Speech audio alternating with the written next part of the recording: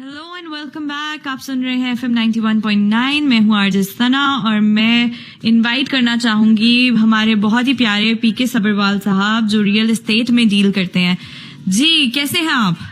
Thank you very much, Sana, for having me on the air and good afternoon to all our listeners. ये अब क्या हुआ कि yes आपने ठीक कहा कि उनकी जो हेल्प है वो कम हो रही है। आरबीसी की रिपोर्ट आई है कि वो 26% जो पिछले साल थी वो घट के 22% रह गई है।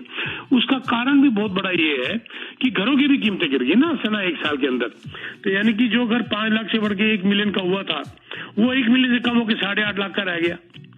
तो अब जो है पेरेंट्स की हेल्प भी यहाँ पर कम हो गई और वो 26% से कम होके 22% रह गई और जिसका एवरेज जो है हेल्प जो है $68,000 रह गया है अपने बच्चों के लिए। यस ये रिपोर्ट आई है, लेकिन एक बात मैं तुम्हें और बता दूं कि ये तो परसेंटेज ऑफ हेल्प कम हुई है लेकिन अमाउंट ऑफ हेल्प बढ़ गया है।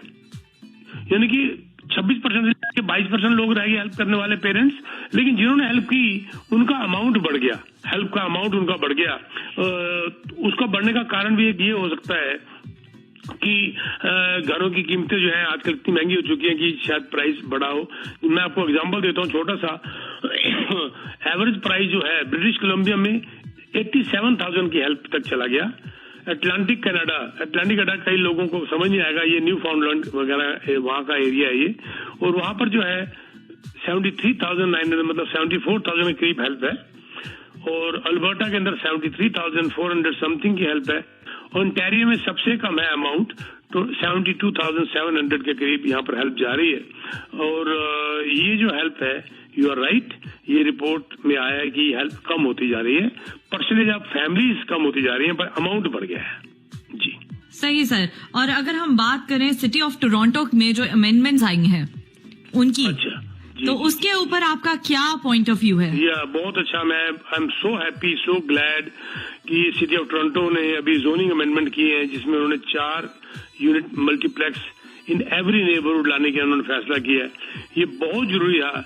आप देखें हिंदुस्तान, पाकिस्तान, बांग्लादेश वगैरह में, श्रीलंका में अब वहां पर फ्लैट बिकने शुरू हो गए हैं। एक घरों के ऊपर 4-4 मंजिलें बन गई हैं, एक एक फ्लोर बिकने शुरू हो गए हैं।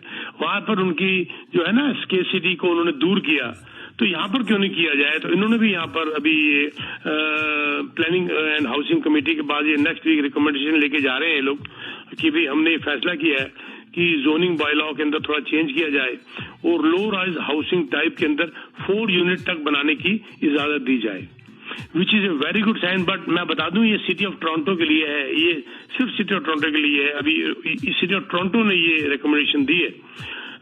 उनका ये मानना है कि लगभग 2051 तक सिर्फ सिटी ऑफ टोरंटो के अंदर 7 लाख न्यू कमर्स आने की उम्मीद है, 700,000, जबकि इनकी रिक्वायरमेंट को फुलफिल वो नहीं कर सकते। तो इसीलिए उन्होंने कहा कि ये जो है इसके अंदर हाउस हाई राइज डेवलपमेंट वो तो चली रही है, उसके अलावा लो राइज के अंदर अगर मल्टीप्लेक्स बना दिए जाएं तो ये बहुत हद तक ये दूर हो जाएगा। तो इसके लिए हालांकि उन्होंने ये भी साथ में एक बात बड़ी इंपॉर्टेंट कही है कि जब ये टारगेट को बना लेंगे इसको पूरा तो 23% हाउसिंग सप्लाई इंक्रीज हो जाएगी अगले 10 सालों के अंदर, which is a very good sign. मैं तो ये कहूंगा और मैं इस बात से खुश भी हूं कि, लेकिन उन्होंने साथ में ये जरूर कहा है सना कि ये ऐसे नहीं है कि किसी भी नेबरहुड में जाके आप 4प्लेक्स बना दोगे। उसके अंदर उन्होंने कहा है कि स्टैंडर्ड बकायदा इसका एक बनाया जाएगा, एक पूरा सिस्टम बनाया जाएगा जिसके अंदर की सेटबैक्स देखे जाएंगे, प्रॉपर्टी के सेटबैक क्या है, बिल्डिंग की डेप्थ क्या है, उसकी लेंथ क्या है, लैंडस्केपिंग क्या है, ये देखा जाएगा और कुछ रिस्ट्रिक्शंस भी इसमें डाली जाएंगी। और कहीं पर जैसे फॉर एग्जांपल अभी वहां पर टाउन होम के अंदर आपको फ्रंट से ही जो है एंट्रेंस सेकंड एंट्रेंस लानी पड़ती थी, अब उसके अंदर भी कुछ वो उसके अंदर जैसे कहते हैं प्लस माइनस कर रहे हैं कि साइड से भी अगर आ सकते तो लाएंगे, या बाकी मकानों के अंदर भी फ्रंट से जरूरी नहीं है, बैक साइड से एंट्री भी हो जाएगी। बहुत किस्म के चेंजेस इसके अंदर ला रहे हैं, which is a very good sign कि now the government is also serious about this housing supply. बहुत अच्छा क्वेश्चन था आपका सना जी। सर अगर हम बात करें इन्हीं चीजों की तो एक्सटेंडेड मॉर्गेज जो है उसकी टर्म्स एंड कंडीशंस का बहुत इफेक्ट पड़ा है लेंडर्स और बोरोवर्स दोनों पर। Yes very nice. पता क्या फर्क पड़ा है? अब बहुत अच्छा आपने कहा, आपने वाई मीडिया में ही शायद आपकी न्यूज ही थी, ये वाई मीडिया की न्यूज थी, वहीं आपने देख के क्वेश्चन किया होगा। जी सर। ये अभी जो एक्सटेंडेड है ये OSFI क्या है? Office of superintendent of financial institutions. वो कैनेडियन बैंकिंग रेगुलेटर कहते हैं इनको। इन्होंने अपनी एक रिपोर्ट दी है जिसमें उन्होंने कहा है कि जो एक्सटेंडेड मॉर्गेज टर्म्स का जो अभी एक प्रावधान किया है, जिसके अंदर की फेड गवर्नमेंट ने लाके दिया है कि जी क्योंकि लोग अपने ये मॉर्गेज नहीं दे पा रहे, और मॉर्गेज क्योंकि वो नहीं दे पा रहे तो इसीलिए वो उनकी जो किस्त को, उसकी इंस्टॉलमेंट को कम करने के लिए उसकी एमोर्टाइजेशन को एक्सटेंड कर दिया जाए। यानी कि जिस कर्जे को 25 साल में दे पाते थे उसका 30 साल कर दिया जाए, या 30 साल से बढ़ा दिया जाए तो उनकी इंस्टॉलमेंट कम हो जाएगी। तो इस वजह से उनको शॉर्ट टर्म हेल्प मिल जाएगी। ये बात जो है OSFI ने उठाई थी, उसके ऊपर बड़ी चर्चा हुई थी, तो शायद आपका यही क्वेश्चन का कारण था। उन्होंने ये कहा है कि इसका बहुत बड़ा नुकसान है। शॉर्ट टर्म बेनिफिट तो जरूर हो रहा है बायर को, यानी कि बोरोवर को, लेकिन लॉन्ग टर्म बड़ा भारी नुकसान है। अगर एक जने को इंटरेस्ट 5%, 6% पड़ रहा है तो वो इंटरेस्ट लंबे टाइम तक चलता जाएगा, वो बल्कि और कर्जे में दब जाएगा। टेम्परेरी ठीक है, और कर्जे में दब जाएगा, which is not a good sign. और दूसरी बात, जो लेंडर है उसको आज प्रॉफिट होता हुआ नजर आ रहा है, क्योंकि वो तो उसका हैवी इंटरेस्ट के ऊपर उसने और उसकी एमोर्टाइजेशन को लंबा कर दिया। लेकिन जब इसके अंदर जो है डूबेंगे कर्जे, डेलिक्वेंसीज वगैरह आएंगी बहुत ज्यादा, तो लेंडर के भी बहुत सारे कर्जे डूबेंगे इसके अंदर, जिसमें लेंडर को भी नुकसान है। तो उन्होंने ये रिकमेंडेशन दी है इसके अंदर। यल्किन साहब थे जिन्होंने ये रिपोर्ट आगे दी थी office of superintendent of and financial institution से, OSFI, कि ये जो है जो टेम्परेरी रिलीफ है बाहर को, ये it is pushing them into deeper into the डेप्ट और acquiring higher interest rate payments, interest payment. ये बिल्कुल उन्होंने बात को क्लियर किया। उन्होंने एक बात और भी बड़ी क्लियर की इस इसके अंदर कि proportion of residential mortgage with amortisation period longer than 30 year जो है ना, वो अलग अलग बैंकों में उन्होंने बताया। बैंक ऑफ मॉन्ट्रियल में 32% हो चुका है ये, और CIBC के अंदर 30% हो चुका है percentage of mortgage with higher amortization, और TD बैंक के अंदर ये 29% हो चुका है, और रॉयल बैंक के अंदर 25% हो चुका है। OSFI ने बल्कि ये भी कहा है कि ये तो हटाओ ही हटाओ, बल्कि वो ये कह रहे हैं कि लेंडिंग रिक्वायरमेंट जो है ना, जो प्रपोज की गई है जनवरी से, वो इसको और डिफिकल्ट कर देंगी to approve the mortgage, which is a good right step. वो कह रहे हैं, वो इसलिए कह रहे हैं कि कहते हैं कि आज अगर हम नरमी से मॉर्गेज को अगर हम दे दें, कल को वो लोग ना दे पाए तो बहुत ज्यादा डेलिक्वेंसीज आएंगी, बहुत ज्यादा लोन डूबेंगे, और पूरी इकोनॉमी में खतरा हो जाएगा। जो लेने वाला है वो भी परेशानी में आ जाएगा सना, क्योंकि जिसको एक जगह अच्छी जगह रहने की आदत पड़ गई, उसके हाथ से मकान चला गया, फिर उसको किराए पे जाना पड़ गया, तो उसके लिए भी बड़ी परेशानी होती है। तो बल्कि तो उन्होंने कहा है कि अप्रूवल को और टफ किया जाए। आम आदमी को ये बात पसंद नहीं आएगी, लेकिन ये सच्चाई है जो उन्होंने कही। सर, हमारे साथ एक कॉलर है, अगर मैं उनको कनेक्ट कर दूं आपके साथ। जी, कैसे हैं आप? बस मैम बढ़िया, आप बताओ आप कैसे हो? बिल्कुल ठीक ठाक जी। आप बात कर सकते हैं हमारे PK सब्रवाल साहब से। Thank you ma'am. नमस्कार सर, मुझे ये पूछना था आपसे कि अभी तक मैंने तो घर लिया नहीं है, लेकिन फर्स्ट टाइम बायर हूँ, और इतने अभी मतलब 2-3 साल के बाद घर लेने का प्लान कर रहा हूँ। तो मैं मिडिल इनकम वाला आदमी हूँ, तो मतलब कैसे सर पैसे कैसे बचाए, और कैसे यहाँ पे GTA में। देखिए भाई साहब, आपका नाम क्या है? बताना चाहते हैं बताइए, नहीं तो मत बताइए, आपकी मर्जी है। हाँ, मेरा नाम हितेन है, हितेन पटेल। हितेन, आप गुजराती हैं? हाँ जी हितेन भाई, गुजरातियों को तो सिखाने की जरूरत ही नहीं है, जो गुजराती तो पैदाइशी सीखे हुए आते हैं। गुजराती तो मेरे पास यहाँ पे नया रईसों में ज्यादा गिनती गुजरातियों की है मेरे पास, और ज्यादातर मकान मेरे पास गिनती गुजरातियों की है।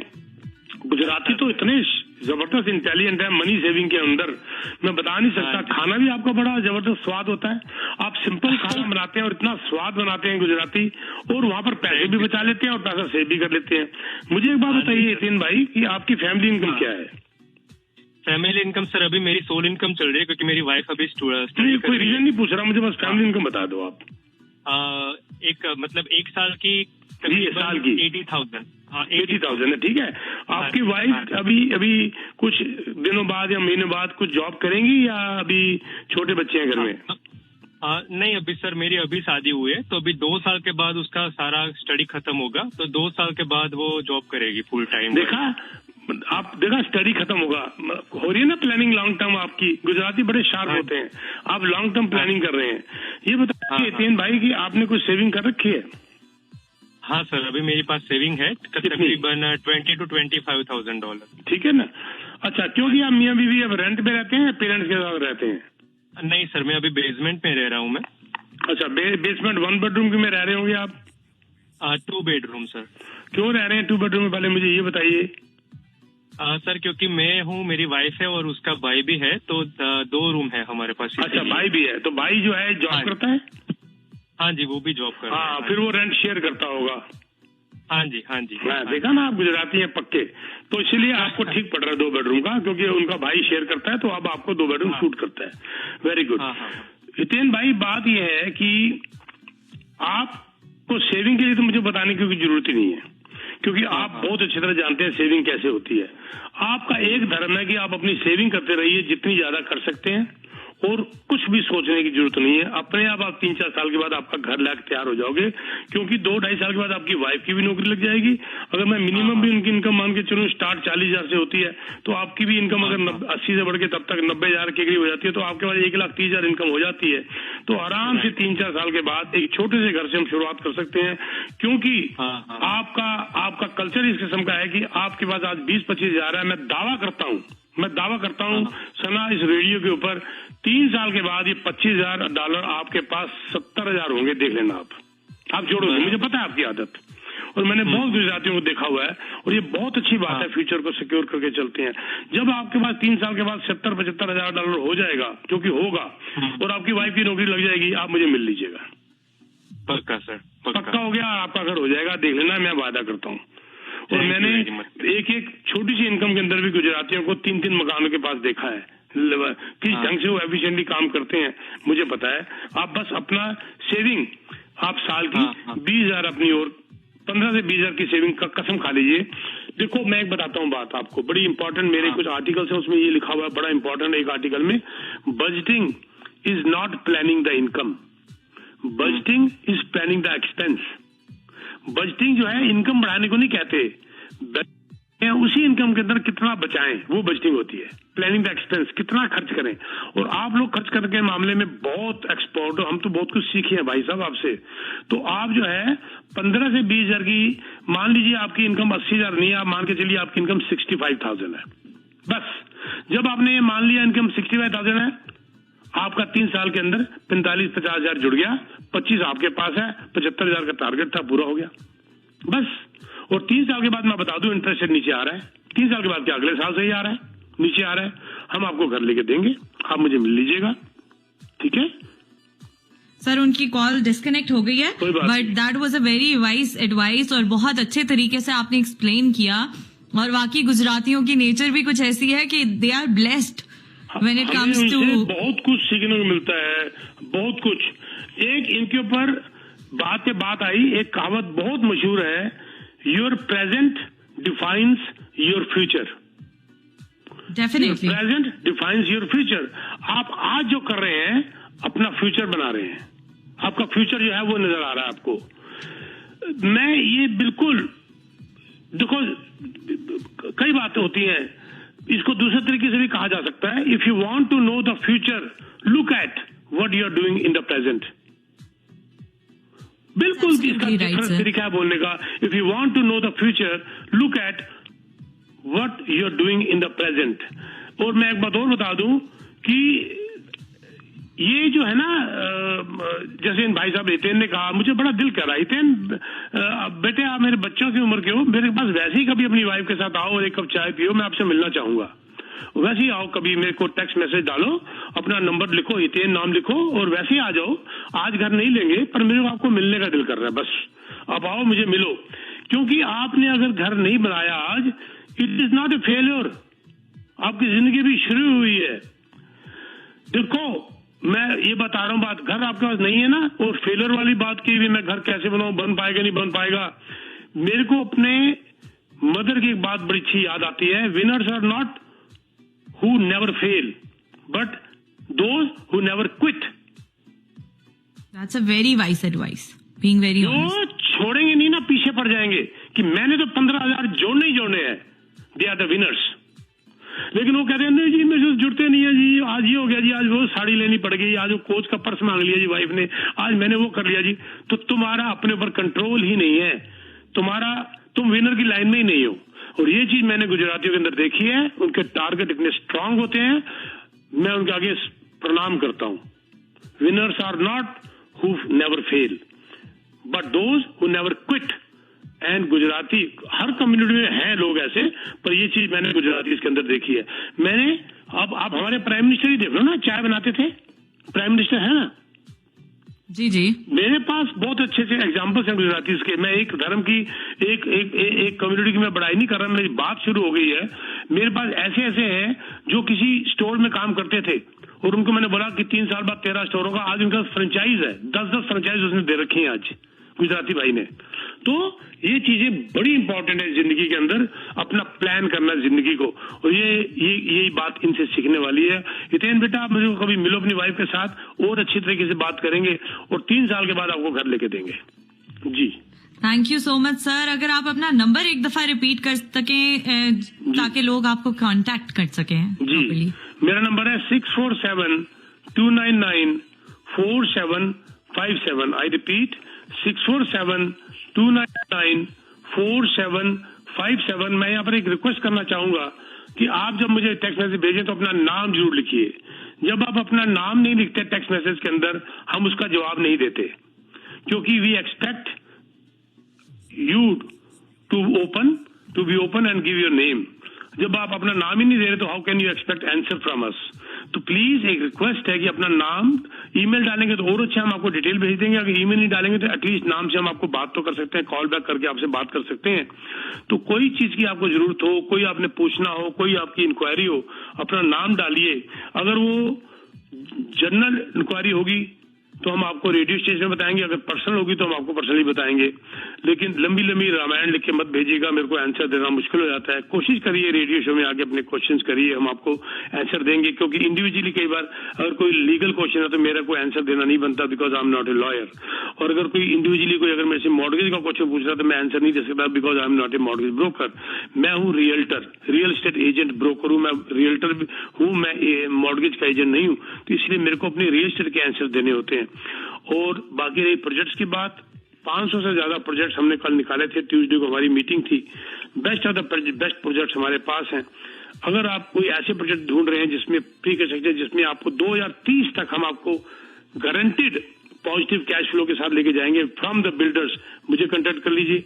प्लस और बड़े प्रोजेक्ट मार्केट के अंदर आ रहे हैं। इस वक्त किपलिंग स्टेशन प्रोजेक्ट भी मार्केट में आया हुआ है। 8 तारीख को हमारे पास सारी डिटेल आ जाएंगी।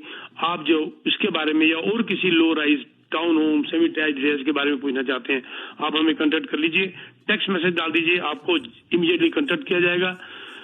अपॉइंटमेंट हमारी हफ्ते में 3 दिन होती है। We don't charge anything, there is no obligation, we never call you back. आपको जरूरत है तो आप हमें कॉल कर लीजिएगा, हम आपको बॉदर नहीं करते कॉल करके। मेरा नंबर है 647-299-4757। I repeat 647-299-4757। Thank you very much Sana, अगले हफ्ते फिर बात होगी। जरूर sir, thank you so much for being on our show, और माय मीडिया की तरफ से आपको बहुत बहुत शुक्रिया। थैंक यू जी, थैंक यू सो मच।